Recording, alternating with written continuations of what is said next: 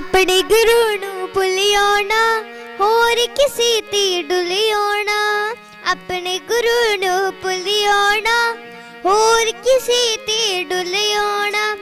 अमृत वेले उठ के पहला अमृत वेले उठ के पहला गुरां दी जोत जगावो। अपने गुरु नू भुलियो ना होर किसी ती डुलियो ना। अपने गुरु नू भुलियो ना होर किसी ती डुलियो ना।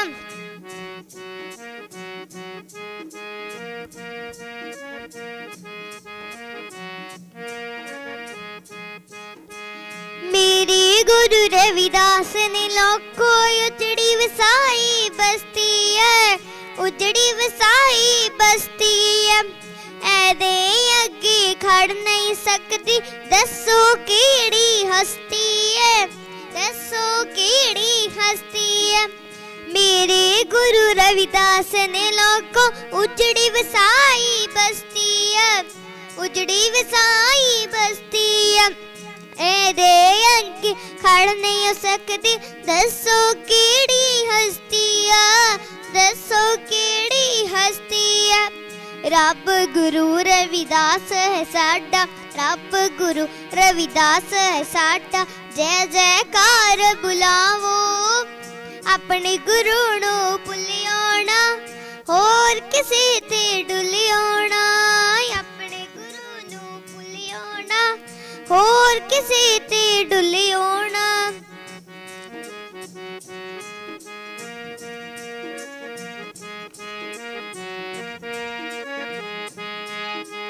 महातपस्वी वर्गे राही पाया साध फकीरां नू, पाया साध फकीरां नू। रब दे रूप च पूज रहे ने गुरु दियां तस्वीरां नू, गुरु दियां तस्वीरां नू।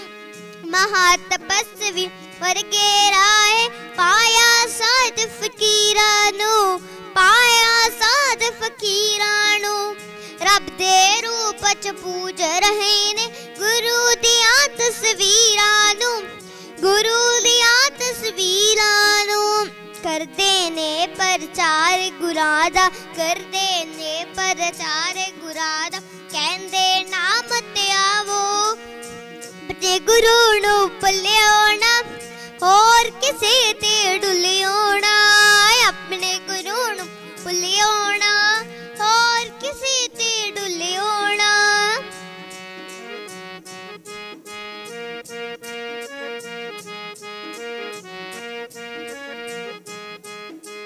बीबियां नू वी बेनती मेरी रोटी जदों पकाउणी आ, रोटी जदों पकाउणी आ।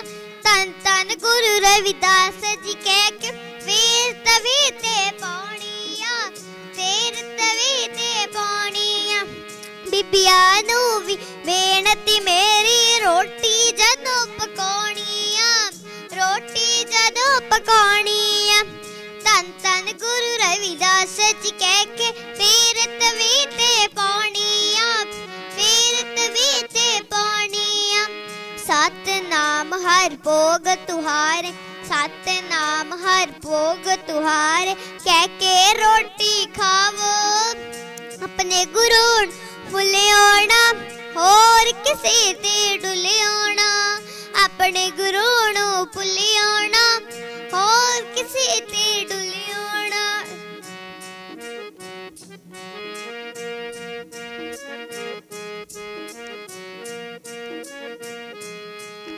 अरदास है करनी बचिया ना, जद करना होवे मंगना, जद करना होवे मंगना। गरीब निवाज गुसैया कह के फिर खलायो कंगना, फिर खलायो कंगना। विजय हंस है पाठ गुरादा, विजय हंस है पाठ गुरादा। पहला कर करवाओ। अपने गुरु नू भुलियो ना होर किसी ते डुलियो ना। अपने गुरु नू भुलियो ना होर किसी ते डुलियो ना, होर किसी ते डुलियो ना, होर किसी ते डुलियो। गुरुदेव जय गुरु रविदास जी।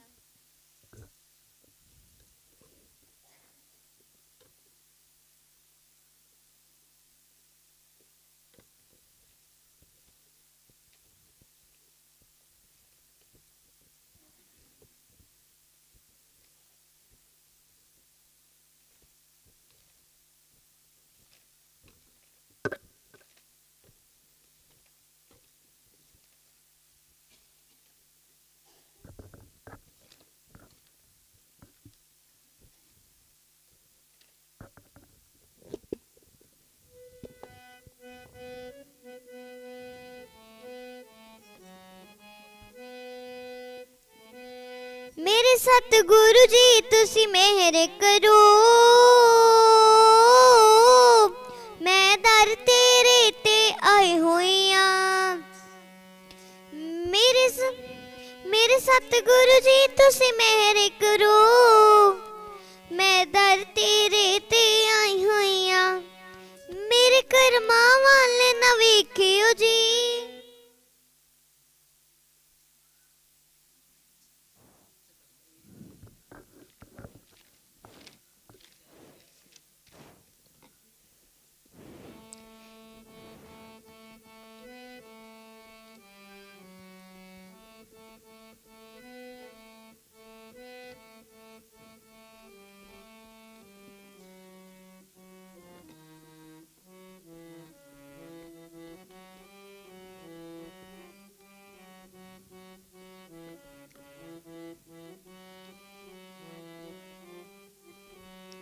मैं सतगुरु तेरी शरण रहा, मैं सतगुरु तेरी शरण रहा। हाथ मेरे सिर ते तर देवी, मैं करा तरक्कियां पढ़ लिख के रविदास गुरु मैनू वर देवी। मैं करा तरक्कियां पढ़ लिख के रविदास गुरु मैनू वर देवी। मैं सतगुरु तेरी शरण रहा, मैं सतगुरु तेरी शरण रहा। हाथ मेरे सिर ते तर देवी, मैं करा तरक्कियां पढ़ लिख के रविदास गुरु मैनू वर देवी। मैं करा तरक्कियां पढ़ लिख के रविदास गुरु मैनू वर देवी।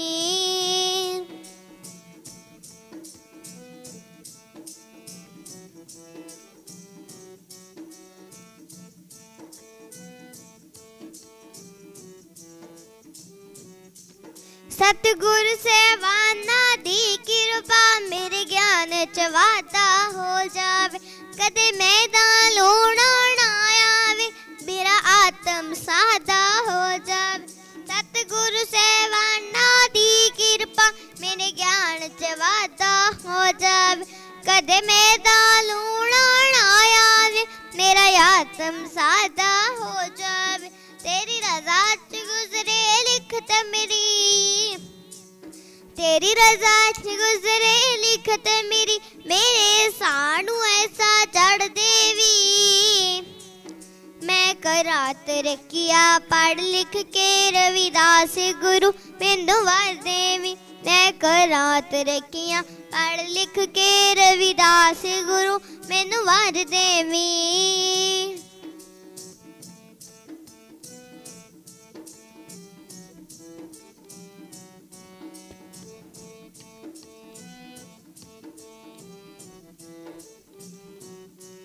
किस पुल्ले पटके हुए नू कदे राहे ही मैं पाते वा। कोई किरत कमाई अपनी दा सेवा विच हिस्सा ला दे। किसे पुल्ले पटके होए नू कदे राहे ही मैं पाते। कोई किरत कमाई अपनी दा सेवा विच हिस्सा ला दे। कोई लोड़ बंद दर बंद होवे, कोई लोड़ बंद दर बंद होवे। मैनू जड़िया बनाए उस दर देवी। मैं करा तरक्कियां पढ़ लिख के रविदास गुरु मैनू वार देवी। मैं करा तरक्कियां पढ़ लिख के रविदास गुरु मैनू वर देवी।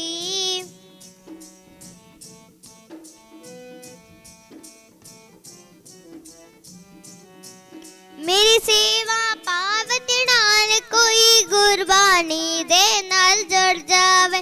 कोई रसन कराहे तरे आज मैं मोड़ा ते या मड़ जावे। मेरी सेवा पावत नाल कोई गुरबानी दे नाल जुड़ जावे। कोई रसन कराहे तरे आज मैं मोड़ा ते या मड़ जावे। जीवन सफल बनाना जी, मेरा जीवन सफल बनाना जी। ऐसे गुण जीवन विच भर देवी। मैं करा तरक्कियां पढ़ लिख के रविदास गुरु मैनू वर देवी। मैं करा तरक्कियां पढ़ लिख के रविदास गुरु मैनू वर देवी। जय गुरुदेव, जय गुरु रविदास जी।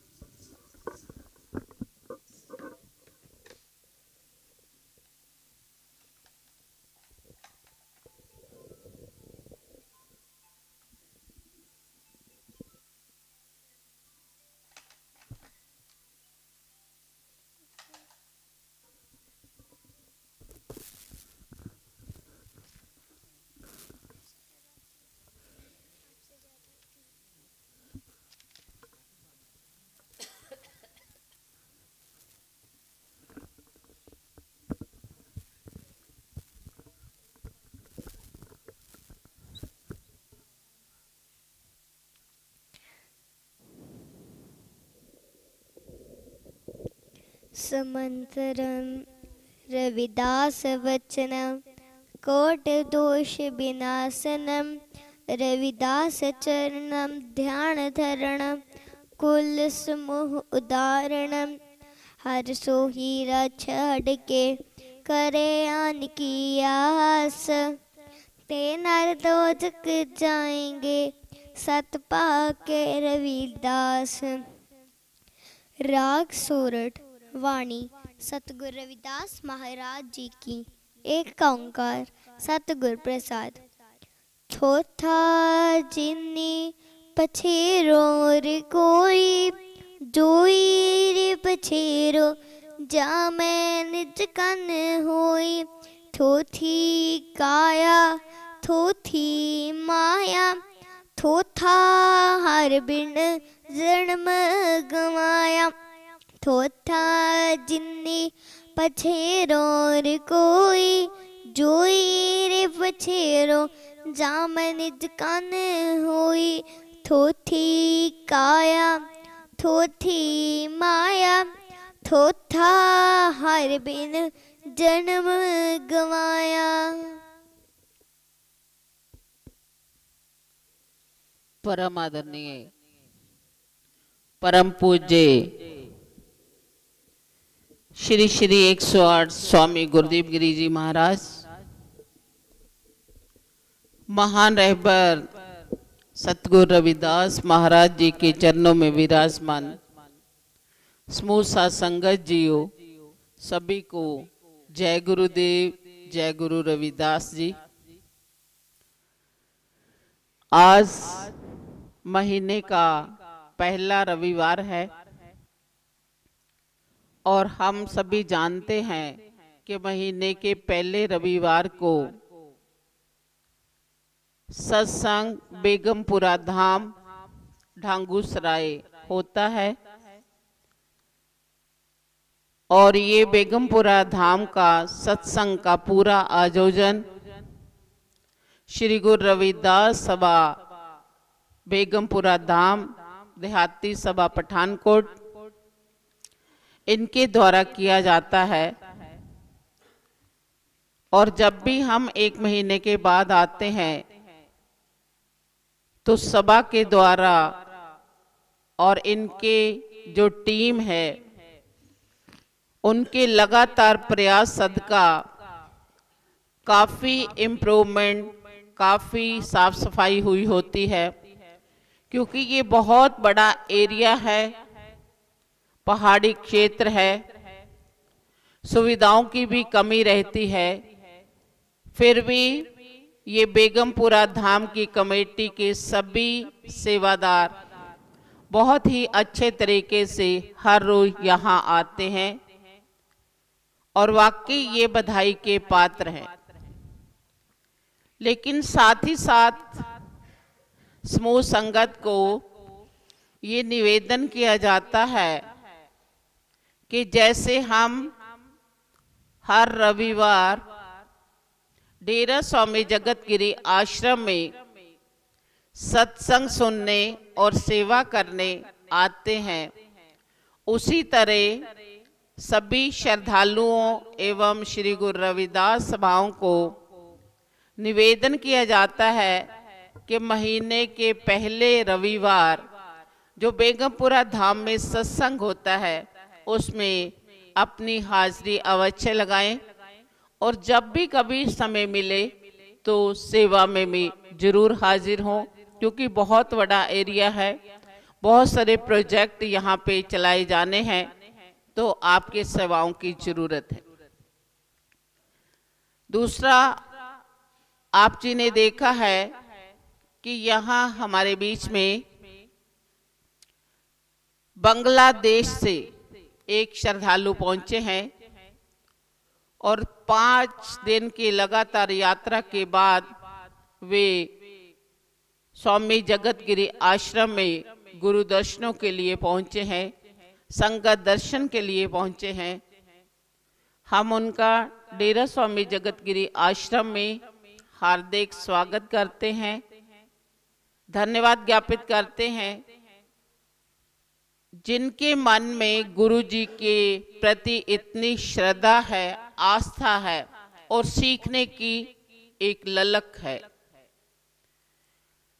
बांग्लादेश में रीजनल लैंग्वेज बांग्ला है और अंग्रेजी पढ़े लिखे लोग बोलते हैं।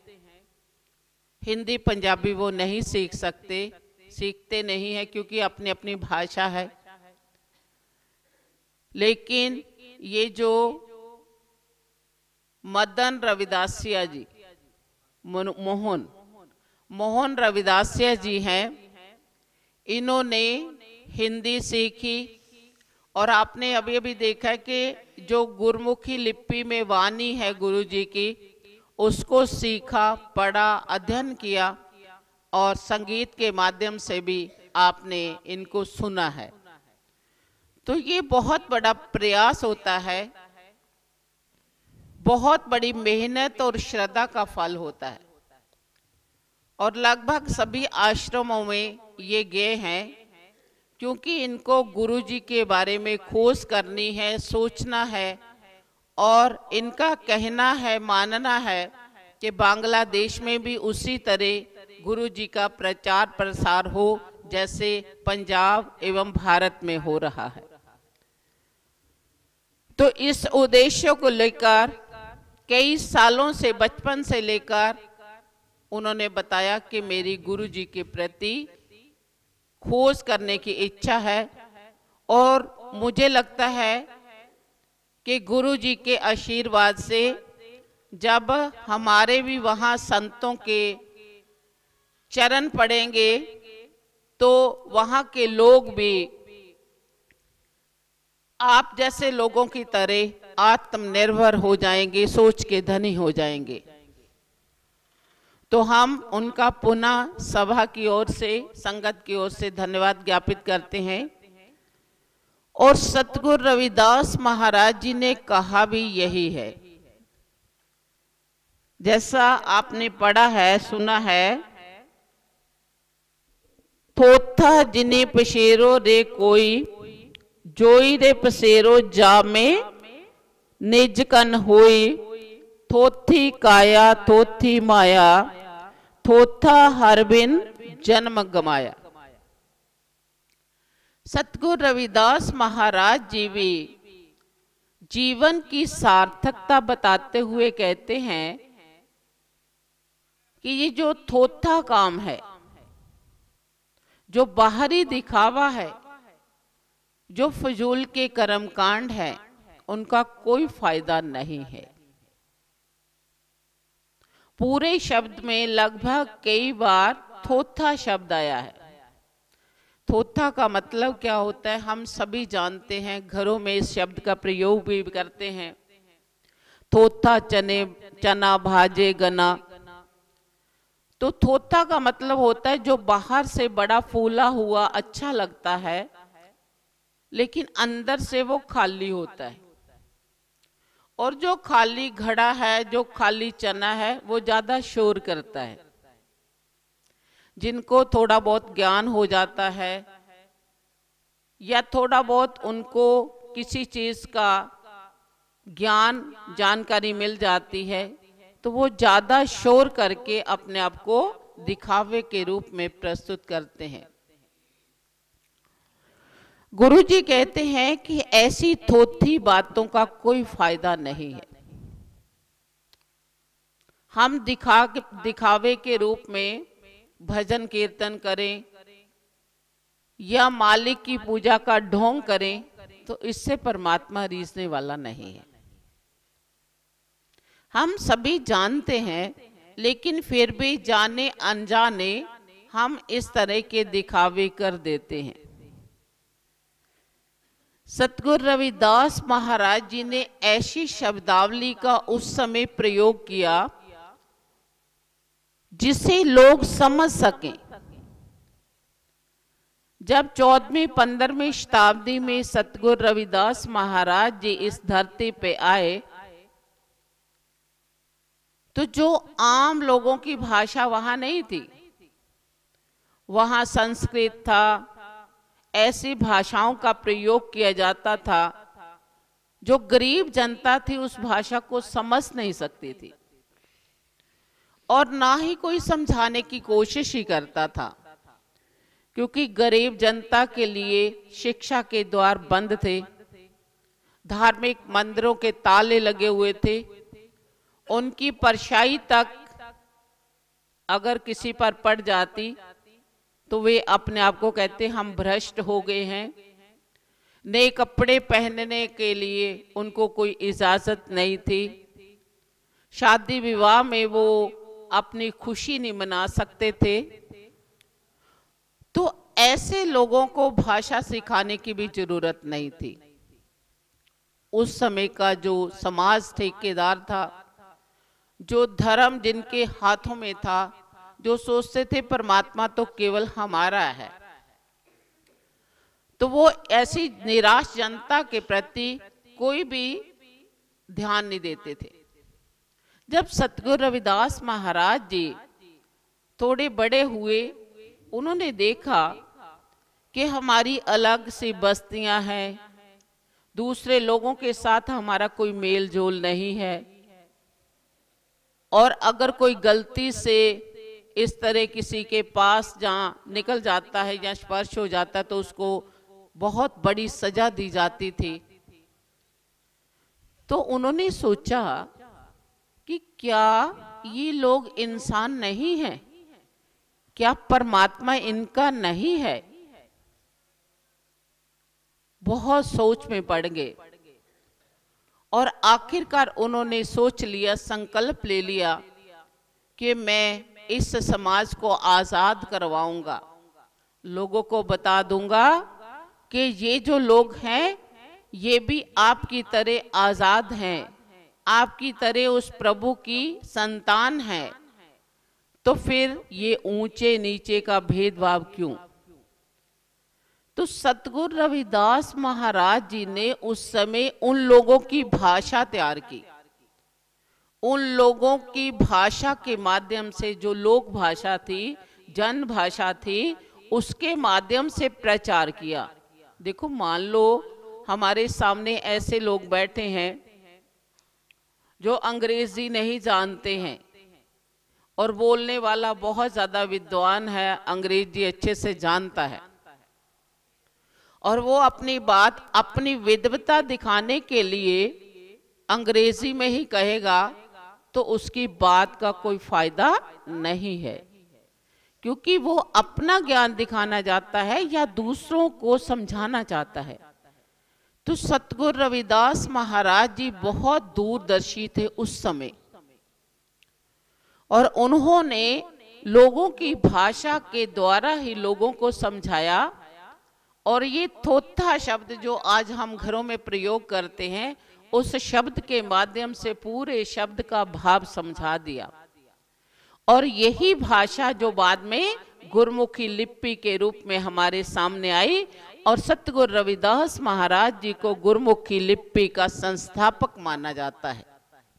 बच्चे पूछते हैं पंजाबी भाषा का निर्माण किसने किया, तो हम गर्व से बता सकते हैं कि इस गुरमुखी लिपि जिससे पंजाबी भाषा बनी, इसका निर्माण सतगुरु रविदास महाराज जी ने किया। तो ये एक छोटी बात नहीं है, बहुत बड़ी बात है। नए शब्दों को ग्रहण करना, नई भाषा को सीखना, लोगों को समझना। तो महाराज जी ने कहा कि जिस प्रकार हमारे पास भूसा है, भूसा मतलब जिसमें दाने और वो जो छोटा मोटे कण होते हैं वो मिक्स हो जाते हैं। आजकल तो मशीनों के द्वारा अलग अलग कर दिए जाते हैं दाने और धान या गेहूं, लेकिन पहले क्या होता था, उनको मिक्स करते थे। वो अच्छी तरह उनको सुहागे के द्वारा या बैलों के द्वारा दाने और भूसे को इकट्ठा दबाया जाता था, और बाद में फिर दोनों को अलग किया जाता था। तो गुरुजी ने देखो कितनी सोच के माध्यम से उदाहरण दी है कि अगर हम अकेला भूसा लेंगे, अकेला वो तिनके ही ले लेंगे और उसको छानने की कोशिश करेंगे और ये सोचेंगे कि उसमें से दाने निकल आएंगे, तो क्या ये संभव है? बिल्कुल नहीं। अगर तो भूसे के बीच में दाने हैं तो हम उसको छाननी से छानेंगे तो दाने अलग हो जाएंगे, भूसा अलग हो जाएगा। लेकिन अगर केवल भूसा ही ले लेंगे और उसको छानने के बाद हम ये उम्मीद रखेंगे कि इसमें से दाने निकलेंगे, तो ऐसा कभी भी संभव नहीं है। अगर हम दूध को, दही को रिड़केंगे तो उसमें मक्खन निकलेगा, घी निकलेगा। और यदि लस्सी को ही रिड़कते रहेंगे तो क्या उसमें मक्खन आएगा? कभी नहीं। लस्सी को रिड़कने से कभी भी मक्खन, घी नहीं निकलता। इसलिए गुरुजी कहते हैं कि अगर हम थोथा दिखावा करेंगे, बाहरी दिखावा करते रहेंगे और ये सोचेंगे कि हमें उसमें से दाने मिलेंगे या परमात्मा की प्राप्ति होगी, तो ऐसा संभव नहीं। थोथी काया थोथी माया। काया का मतलब होता है शरीर। गुरुजी कहते हैं कि ये हमारा जो शरीर है ये भी दिखावा है, थोथा है, क्योंकि ये भी हमारे साथ नहीं जाने वाला है। इस शरीर को हम कितना संभालते हैं, इस शरीर के लिए हम कितनी अच्छी खुराक खाते हैं और हमेशा सज धज के ये सोचते हैं कि ये शरीर हमारा है। लेकिन होता क्या है, जाते समय ये भी हमारा साथ छोड़ जाता है। ये 5 तत्वों का जो शरीर बना हुआ है, ये 5 तत्व अपने अपने स्थान पर चले जाते हैं। हमने कई बार सुना है कि ये शरीर 5 तत्वों का बना हुआ है, जिसमें हवा, पानी, अग्नि, जमीन और पाताल। और कहते हैं कि जब किसी इंसान की मृत्यु हो जाती है तो ये 5 तत्व, जो पानी है पानी में मिल जाता है, हवा हमारे शरीर के अंदर की वो हवा में मिल जाती है, इसी तरह अग्नि के जो तत्व होते हैं वो अग्नि में मिल जाते हैं, मिट्टी के तत्व मिट्टी में मिल जाते हैं। तो जो भी 5 तत्व जिनके कारण हमारा शरीर था, वो 5 तत्व अपने अपनी जगह पे चले जाते हैं और हमारा शरीर हमारा साथ छोड़ जाता है। गुरु प्यारी साध संगत जी,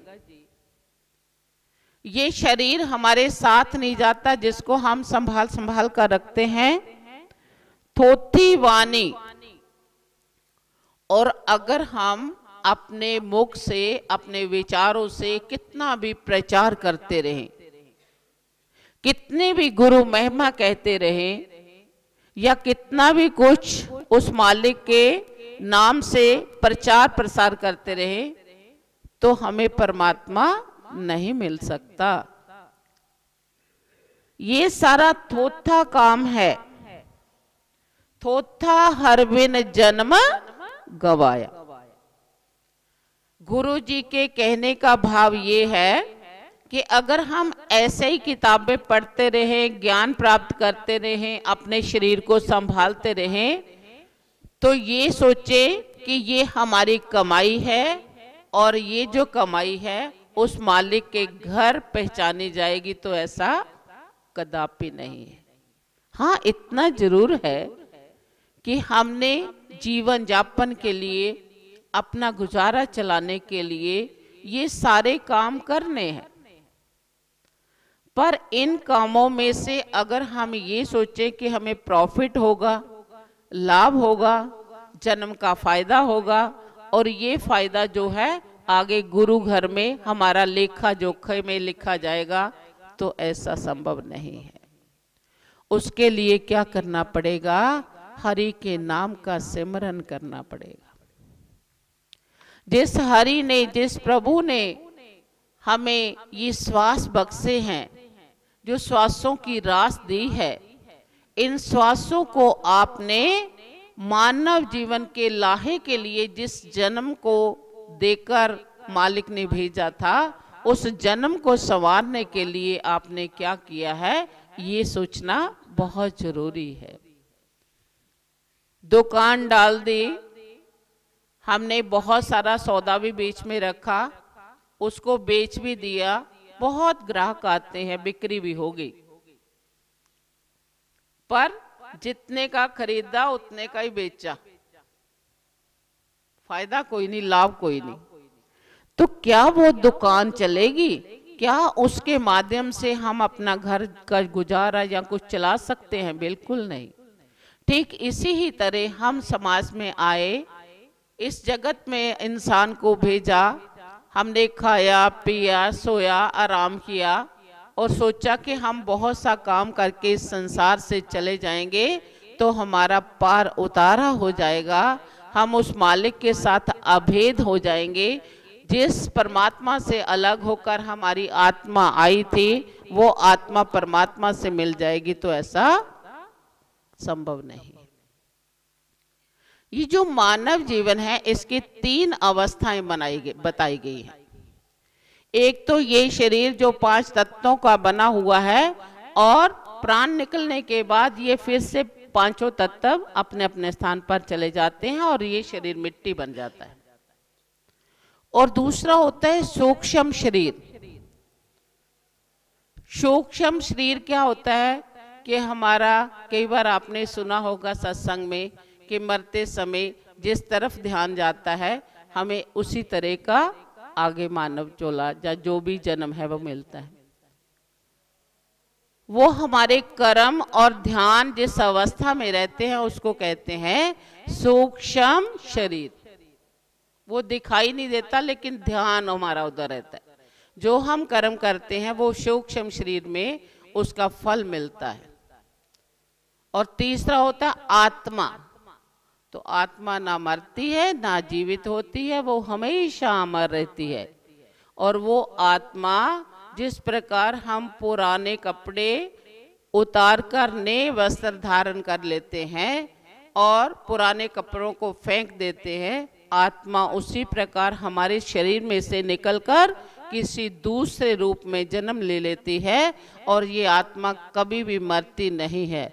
लेकिन जो जीव उस मालिक के नाम के सिमरन करते हैं, जो उस मालिक को याद करते हैं, जो गुरु चरणों में जाकर सुबह और शाम उसको याद करते हैं और कोई थोथापन नहीं करते, कोई दिखावा नहीं करते, अपने जीवन के हर श्वास को मालिक के चरणों में समर्पित कर देते हैं, वह आत्मा परमात्मा से मिल जाती है।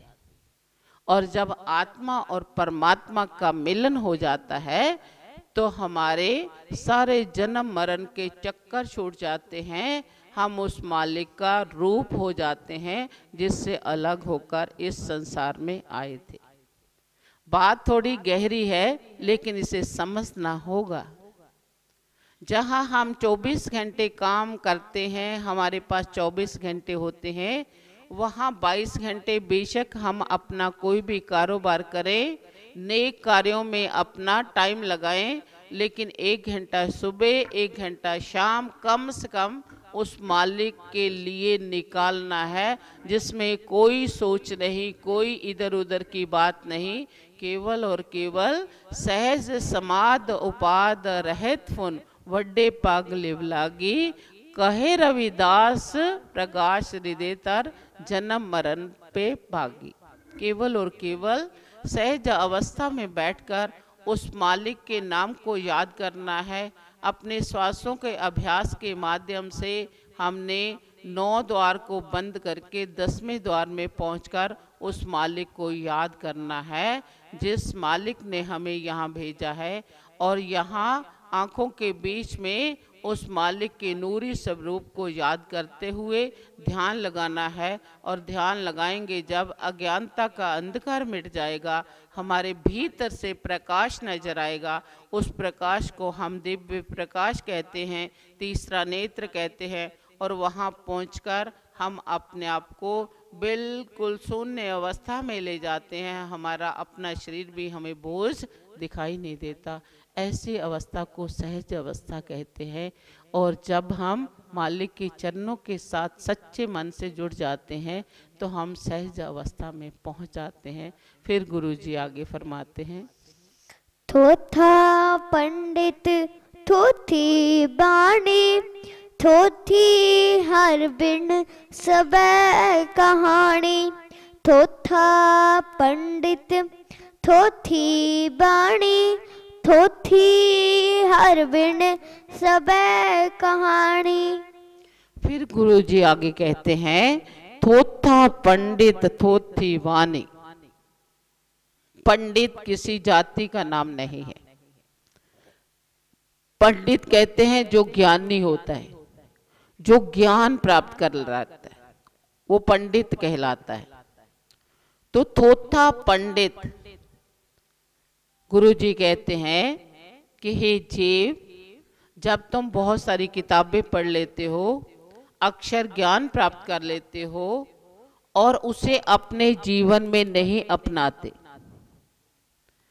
केवल ज्ञान प्राप्त करके अपने आप को इस तरह बताते हो जैसे मैं बहुत ज्ञानी हूँ, मन में अहम पैदा हो जाता है और उस अहम के माध्यम से सभी को अपने ज्ञान की दुहाई देते हो, तो उसे पंडित नहीं कहा जा सकता। ऐसा पंडित थोथा है। पंडित थोथा कब नहीं रहेगा? जब हम प्यार सहित उस मालिक की बंदगी करेंगे। सतगुरु कबीर जी ने लिखा है, पोथी पढ़ पढ़ जग मोआ, पंडित भया न कोई, 2.5 अक्षर प्रेम के पढ़े सो पंडित होए। कबीर महाराज जी कहते हैं कि बेशक जीव तुम कितने भी किताबें पढ़ लो, कितना भी ज्ञान प्राप्त कर लो, यदि तुम्हारे मन में उस मालिक के प्रति प्रेम नहीं है, आस्था नहीं है, विश्वास नहीं है, तो तुम्हारे पंडित होने का कोई फायदा नहीं। ज्ञान प्राप्त करना कोई बुरी बात नहीं है, किताबों को पढ़ना कोई बुरी बात नहीं है, क्योंकि जब हम ज्ञान प्राप्त करेंगे, किताबें पढ़ेंगे, तभी हमें ज्ञान और सही जानकारी होगी। लेकिन सही जानकारी प्राप्त करने के बाद हमें ये देखना है कि क्या उसे हमने जीवन में अपनाया। अब हम भाषा की बात करते हैं। सतगुरु रविदास महाराज जी भी बहुत ज़्यादा स्कूलों में नहीं पढ़े, क्योंकि स्कूलों में तो पास ही नहीं गुजरने देते थे, हमें तो पढ़ने की आज्ञा ही नहीं थी। तो कबीर जी भी बिल्कुल नहीं पढ़े हुए थे, लेकिन उन्होंने 2.5 अक्षर प्रेम के इस ढाई अक्षर के माध्यम से बहुत बड़ी बात कह दी है। हम इन शब्दों को देखें, प्रेम, प्यार, सत्य, जन्म, मृत्यु, अंत। बच्चों से पूछना, जो पढ़े लिखे हैं उनको देखना, ये सारे जो शब्द हैं ये ढाई अक्षरों से बने हुए। जन्म में ढाई अक्षर आते हैं, मृत्यु में ढाई अक्षर आते हैं, अंत में ढाई अक्षर आते हैं। तो सतगुरु कबीर जी ने कहा कि इनको समझो, हमारा जन्म किस लिए हुआ, हमारी मृत्यु में से पहले हमने किसको जानना है, अपने आप को जानना है, पहचानना है। जी, जीवन का अंत और जीवन की शुरुआत ये किसके हाथ में? मालिक के हाथ में। जन्म और मृत्यु उस मालिक के हाथ में है, लेकिन जो बीच वाला हिस्सा है वो हमारे पास है। जो बीच वाला जीवन का हिस्सा है उसे समझकर हमने उस मालिक के चरणों में लगाना है। और जो जीव उस जीवन को उस मालिक के नाम को समर्पित कर देता है, ज्ञान प्राप्त करके सत्य को जान जाता है कि सत्य क्या है? परमात्मा। और परमात्मा कहाँ है? हमारे भीतर, हमारे अंदर परमात्मा है। और वो अंदर से परमात्मा की जो खोज कर लेता है वो पंडित है। ढाई अक्षर प्रेम के पढ़े सो पंडित होए। फिर गुरुजी कहते थोथी वाणी। वाणी का मतलब जो कुछ हम बोलते हैं, बड़ी बड़ी डींगे हाँकते हैं, बड़ा बड़ा प्रचार प्रसार करते हैं, लेकिन उसके मुताबिक खुद नहीं चलते। जो कथाकार होते हैं वो कहते हैं, करते नहीं है। जरूरी नहीं वो अपने जीवन में अपनाए। लेकिन जो संत महापुरुष होते हैं वो पहले अपने जीवन में अपनाते हैं, फिर कहते हैं। वो जो संतों की वाणी है वो सत्य है। लेकिन केवल किताबों से पढ़कर प्रचार प्रसार कर देना वो थोथी वाणी है। गुरुजी कहते हैं कि ऐसी वाणी का कोई फायदा नहीं है जो हम केवल प्रचार प्रसार के लिए बोलते हैं। थोथी हर बिन सबे कहानी। और सारा कुछ कहने के बाद फिर गुरुजी बताते हैं कि आखिरकार थोथा क्या नहीं है, असली क्या है? गुरु का नाम। जो सतगुरु रविदास महाराज जी के अनुसार जो हमें दीक्षा में मंत्र मिलते हैं, उस मंत्रों का उच्चारण करते हुए अपने हृदय के अंदर से जो अनहद वाणी का नाद होता रहता है वो 24 घंटे चलता रहता है। वो जो हमारे अंदर अनहद वाणी का नाद होता है, बाहर मंत्र जाप करते करते धीरे धीरे हमें उस तक पहुंचना है, उसकी आवाज़ को सुनना है, पहचानना है। और उस आवाज़ को सुनने के लिए किसी कान की ज़रूरत नहीं, उस आवाज़ को बोलने के लिए जीवा की ज़रूरत नहीं होती, किसी भी बाहरी चीज़ की ज़रूरत नहीं होती। वो भीतर से अनहद आवाज़ जब हम सुनते हैं तो हमारे वज्र कपाट खुल जाते हैं, सभी जो ज्ञान के द्वार हैं वो खुल जाते हैं। और वहाँ से सुनी हुई वाणी सच्ची वाणी होती है। उसी को धुर की वाणी या गुरु की वाणी कहते हैं। सतगुरु रविदास महाराज जी कहते हैं कि हे जीव, तूने थोथी वाणी नहीं सुननी, तूने थोथा प्रचार प्रसार नहीं करना, थोथे ज्ञानी नहीं बनना, बल्कि अपने भीतर से अनहद की आवाज़ सुननी है और उसे पहचानना है। भीतर से जब हम अपने आप को पहचान जाओगे तो उस मालिक को ढूंढ लोगे जो हमारे अंदर बैठा है। जब हम भीतर से अपने उस मालिक को पा लेंगे तो फिर क्या होगा? उस जो एक कवि ने कहा था कि सबके अंदर वो मालिक बैठा हुआ है, हम अंदर से देखते नहीं, हम उसके पर्दे को खोलते नहीं, इसलिए गरीब रहते हैं, इसलिए हम सोच के धनी नहीं बनते।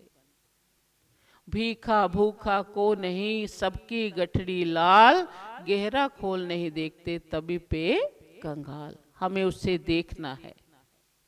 हम सब धनी हैं, मालिक ने हमें सब कुछ दिया हुआ है, कोशिश करनी है उस ढक्कन को खोलने की। फिर गुरुजी आगे बताते हैं, थोथा मंदिर भोग बिलासा, थोथी आण देव की आशा।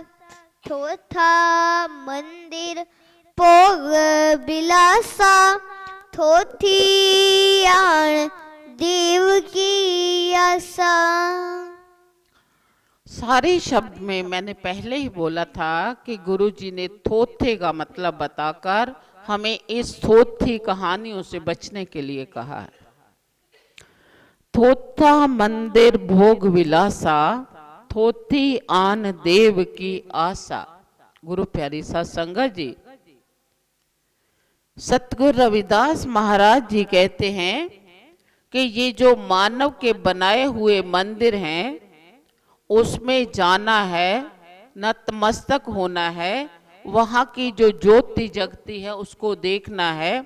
उस मंदिर में बैठकर हमने प्रभु के नाम की महिमा सुननी है, लेकिन उन सब के माध्यम से हमने भीतर के मन मंदिर को पहचानना है। कई बार श्रद्धालु आते हैं, प्रश्न करते हैं कि महाराज जी ने कहा है कि सारा कुछ प्रभु का नाम ही है, भले ही वो दिया हो, बाती हो, भोग हो, आरती हो, उस प्रभु के नाम की आरती भोग वो मालिक का नाम है। फिर मंदिर में दिया जलाया जाता है, फिर मंदिर में सतगुरु जी का स्वरूप मूर्ति के रूप में रखा जाता है। ऐसा क्यों? ये प्रश्न उठने स्वाभाविक हैं और उठने भी चाहिए, लेकिन इनका मतलब भी समझना बहुत जरूरी है। जब हम सतगुरु रविदास महाराज जी का स्वरूप सामने लगाते हैं, उनकी तस्वीर को देखकर उनके चरित्र को समझना होता है, उनके जीवन को समझना होता है कि ये गुरु महाराज उस समय हुए और इन्होंने क्या कार्य किया। जब हम इनकी वाणी के माध्यम से इनके जीवन को समझेंगे तो सतगुरु रविदास महाराज जी के स्वरूप को अपने भीतर से हमें उजागर करना होता है। जब हम भजन पे बैठते हैं, प्रभु के नाम का सिमरन करते हैं, गुरु जी के दिए हुए नाम मंत्र को जपते हैं, तो क्या करते हैं? आंखें बंद करके भीतर से देखना है, अंदर से उस मालिक के स्वरूप को देखना होता है। लेकिन कब देखेंगे? जब हमें बाहरी स्वरूप और उनके वाणी के बारे में पता होगा। इसलिए ये स्वरूप लगाए जाते हैं। हम गुरु जी को माथा टेकते हैं, उनके कामों को माथा टेकते हैं, ना कि चित्र को माथा टेकते हैं। दूसरा, जो मंदिरों में दिया जलाया जाता है, वो दिया इस चीज का प्रतीक है कि जैसे ये ज्योति जल रही है, ठीक उसी तरह हमारे भीतर उस मालिक के नाम की ज्योति जगती है, प्रकाश है। लेकिन वो प्रकाश को पहचानने के लिए हम बाहरी प्रकाश का सहारा लेते हैं। याद रखना, जब हम सिमरन पर बैठते हैं, पहले हम 5 शब्दों का उच्चारण करते हैं, फिर धीरे धीरे एक मेन जो शब्द है उस पर आ जाते हैं। और यदि हम पूरे ध्यान से, तन मन से उस मालिक के नाम का मंत्र जाप करते हैं, तो हमें शुद्ध बुद्ध ही नहीं रहती कि अंदर से कैसे वो नाम जपता जा रहा है, जपता जा रहा है, बोलने की जरूरत ही नहीं पड़ती। धीरे धीरे हम अंतर में हो जाते हैं, भीतर से वो नाद निकलना शुरू हो जाता है और बाहरी ध्वनियां बंद हो जाती हैं। ठीक इसी तरह जब हम बाहरी ज्योति देखते हैं, उस ज्योत को देखकर ध्यान मगन होकर अंदर के प्रकाश को पहचानना है। वो जो प्रकाश है, भीतर का प्रकाश, वो धीरे धीरे पैरों से सिमट कर ऊपर हमारे माथे के भीतर में आ जाता है, जहाँ ललाट, जहाँ बिंदी लगाते हैं, जहाँ लोग अनेक तरह के माथे पे मस्तक तिलक लगाते हैं। कोई 3 लाइनें खींचता है, कोई ऊपर से नीचे खींचता है, कोई चंदन का टीका लगवाता है, कोई किसी राख का लेप करता है।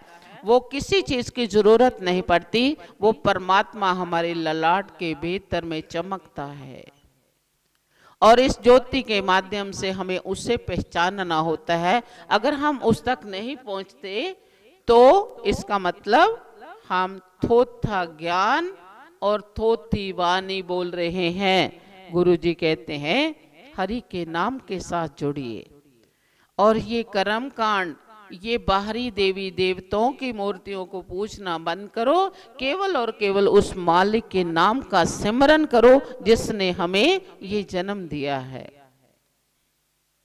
लेकिन ये कब होगा? जब हम विश्वास के साथ मालिक के साथ जुड़ेंगे। बड़ा अच्छा किसी ने कहा है, कहते अंदर पता नहीं कितने देवी देवताओं की मूर्तियां लगा के हम बाहर ताला लगा कर जाते हैं, उन पर विश्वास नहीं होता हमें कि ये घर की रक्षा करेंगे। बहुत सी मूर्तियां लगा ली हैं अंदर, लेकिन फिर भी बाहर निकलते समय हम ताले पर विश्वास करते हैं। गुरु प्यारी साध संगत जी, जब हम उस मालिक के चरणों का ध्यान करेंगे, उसका विश्वास करेंगे, श्रद्धा से सिमरन करेंगे, तो हम मालिक के साथ जुड़ जाएंगे। केवल बातों से बात नहीं बनती है, क्योंकि बुल्ले शाह जी ने भी लिखा है, सब्बे गल्ला गल्लड़ियां एक अल्लाह अल्लाह कहिए, बाकी सारी बातें कहने को है। केवल और केवल उस प्रभु का ध्यान करना जो एक है और सबके अंदर विराजमान है। फिर शब्द की अंतिम पंक्तियों में गुरु जी फरमाते हैं, साचा सिमरन नाव विश्वास, मन बाचे कर्म कहे रदासा। साचा सिमरन नाव विश्वासा, मन बाचे कर्म कहे रदासा। अब सारे शब्द में थोथी चीजों की बात कही है और महाराज जी कहते हैं कि इन थोथेपन को कैसे छोड़ा जा सकता है? केवल और केवल प्रभु के सच्चे नाम से जुड़ने के कारण। साचा सिमरन नाम विश्वासा, मन बच कर्म कहे रविदासा। गुरु जी कहते हैं कि हे जीव, तुम मन, वचन और कर्म, मन से हमारी जो मानसिकता है, हमारा जो ध्यान है, हमेशा उस मालिक के चरणों के साथ लगा रहना चाहिए। मन क्या करता है? कई बार हम बैठे होते हैं भजन में तो मन पता नहीं कहाँ पहुंचा होता है सारे रिश्तेदारों को याद कर लेते हैं हम उसी समय। तो गुरुजी कहते हैं मन से हमने उस मालिक के साथ जुड़ना है, मन गुरु जी के हवाले कर देना है और गुरु जी के कहे अनुसार मन को चलाना है, मन के पीछे नहीं लगना है। मन तो कहता है सोए रे, मन कहता है ये खा ले वो खा ले, लेकिन हमारा दिमाग भी भगवान ने दिया हुआ है। हमने उस दिमाग और मन दोनों का संतुलन बनाकर मन को काबू करके रखना है। और मन जीते जग जीत, जो मन को काबू में रख लेता है वो सारे संसार पर विजय पा लेता है। वचन, जो हम कहते हैं और जो करते हैं, दोनों में अंतर नहीं होना चाहिए। हम जो कह रहे हैं, जो सुन रहे हैं, उसको ही अपनाना है, उसी का पालन करना है। कर्म का मतलब काम करना। जो भी हम कार्य कर रहे हैं उसकी जो नीयत है वो सही होनी चाहिए। कर्म के पीछे बुरी भावना नहीं होनी चाहिए। यहाँ तक कि अगर मन में भी हम किसी के प्रति बुरा सोच लेते हैं तो वह भी हमारा बुरा कर्म है। हमने कुछ काम नहीं किया, बुरा नहीं किया, लेकिन सोच बना ली कि मैंने उसका बुरा करना है, तो वो भी हमारा बुरा कर्म है और हमें बुरे और अच्छे कर्मों का फल भुगतना ही पड़ता है। अगर कीकर लगाया तो उसको कांटे लगेंगे ही लगेंगे, अगर आम का फल बीजा है तो आम ही लगेंगे उसमें। तो हमें ये कभी नहीं सोचना कि हम छिपकर कोई ऐसा नशा कर रहे हैं या छिपकर किसी की बुराई कर रहे हैं, कोई देख तो रहा नहीं बेटे, इस चीज का ध्यान रखना है। जहां कोई नहीं है वहां मालिक है, कन कन में समाया हुआ है, हर बात में हमें देख रहा है। हमने कभी भी ऐसा काम नहीं करना जो छिप के करना पड़े, जो बच्चों से पीछे हटकर ये कहें कि बेटे मैं तो दवाई पी रहा था लेकिन दवाई के रूप में कुछ और ही पी रहे हैं। जब हम बच्चों के सामने झूठ बोलते हैं तो बच्चे भी कहते हैं कि मम्मी आपने भी झूठ बोला था उस समय। तो हमने ये सारा वही काम करना है जो सही है। जब हम सही रास्ते पर चल जाएंगे और उस सच्चे नाम का सिमरन करेंगे तो उस मालिक को पा जाएंगे, फिर थोथा कुछ भी नहीं रहेगा, फिर ऐसा दिखावा खत्म हो जाएगा।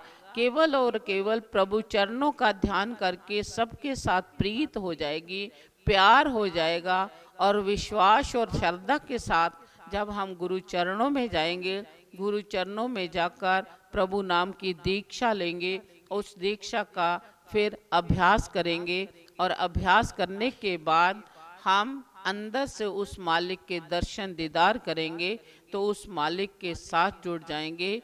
फिर हम सच्चे सेवक, सच्चे श्रद्धालु हो जाएंगे और ये सारा काम हम मानव जीवन में ही कर सकते हैं, किसी और जीवन में कभी भी नहीं कर सकते। अगर हम ये सोचें कि जानवर उस मालिक के भक्ति कर लें तो ऐसा संभव नहीं है। यहाँ तक के देवते भी उस मालिक को नहीं पा सकते। केवल और केवल मानव जीवन ही हमें इस काम के लिए मिला है। सतगुरु रविदास महाराज जी के प्रकाश उत्सव मनाए जा रहे हैं। जगह जगह प्रभात फेरियां निकाली गई, शोभा यात्राएं निकाली गई, लेकिन हम सब ने इन कामों के साथ साथ सतगुरु रविदास महाराज जी की शिक्षाओं का भी पालन करना है। उन्होंने जो कहा है उसे अपने जीवन में अपनाना है, बच्चों को शिक्षित करना है, कर्म कांडों से दूर रहना है, देवी देवताओं की पूजा आराधना और ये जो पेड़ हैं, ये जानवर हैं, इनकी पूजा को छोड़कर केवल और केवल उस मालिक के नाम के साथ जुड़ना है। तन मन से तन मन अर्प्यो पूज्य चढ़ाव्यो, गुर प्रसाद नरिंजन पाव्यो। जब हम ऐसा करेंगे तो हमारा जीवन संतुष्ट हो जाएगा, हम उस मालिक के साथ अभेद हो जाएंगे और हम हमेशा के लिए जन्म मरण के चक्कर से छूट जाएंगे।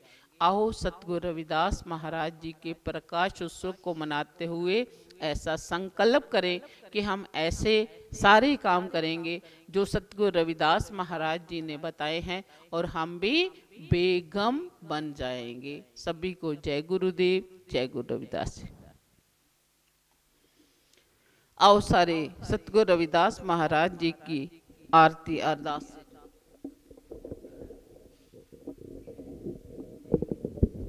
गुरु प्यारी साध संगत जी आओ मिल के सतगुरु दास महाराज जी की आरती का मिल के उच्चारण करिए।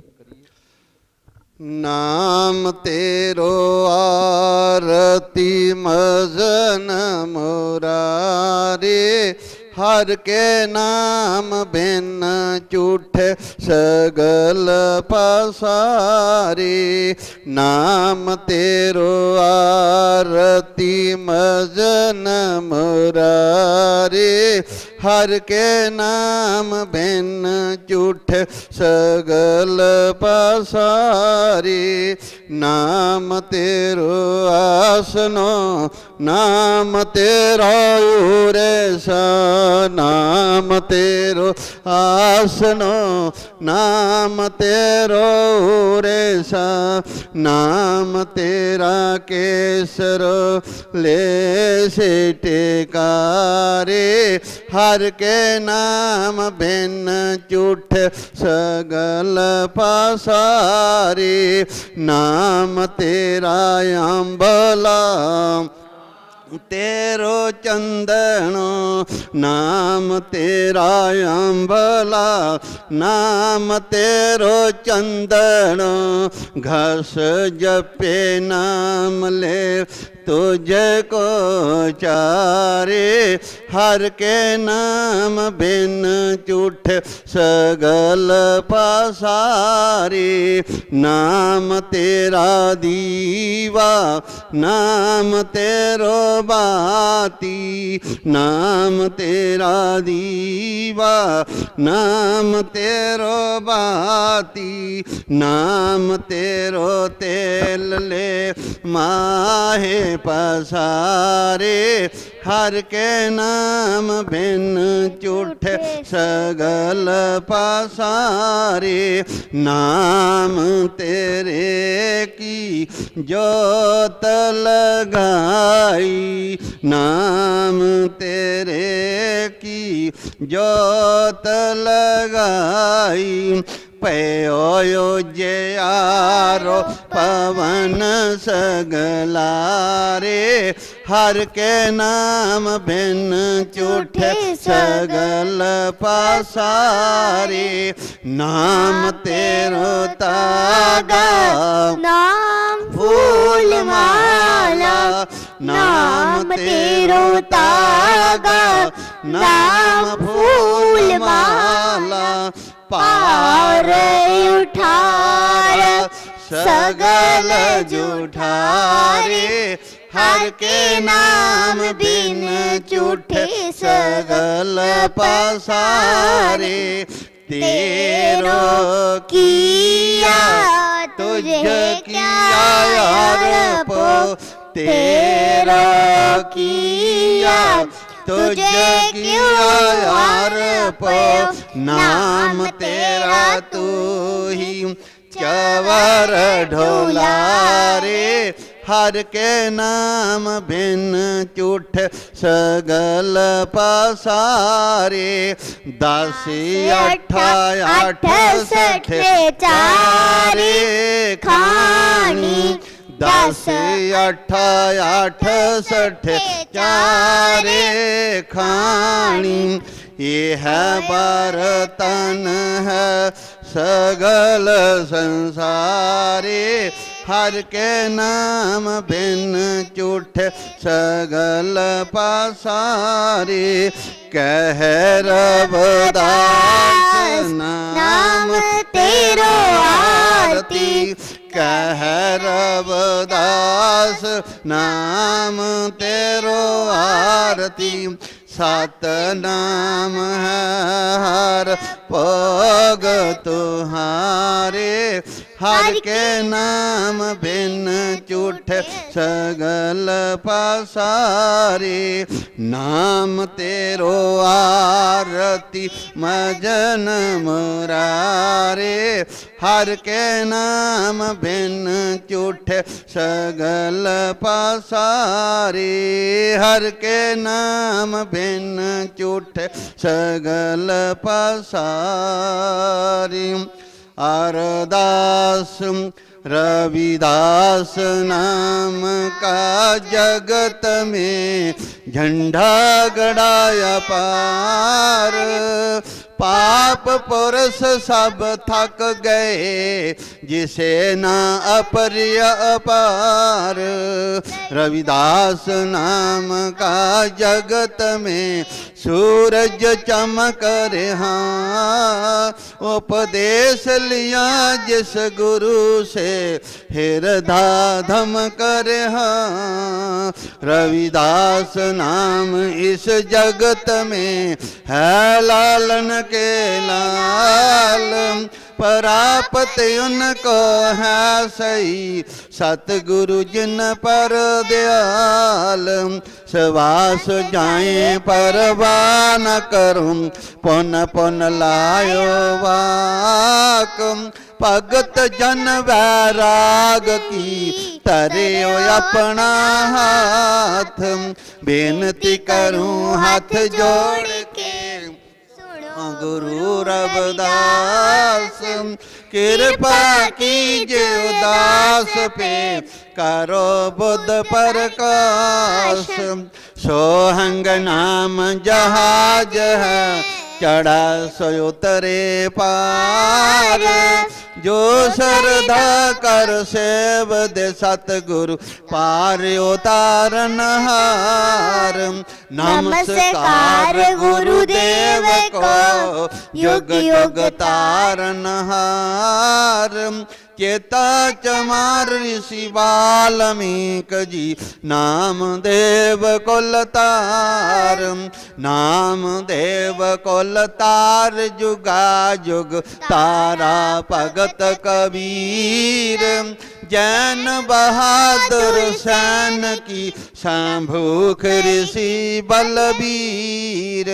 रंका बंका पीलनी, भगत बैठा रनहास। लो लंगर चलते रहे, करो काम को रास।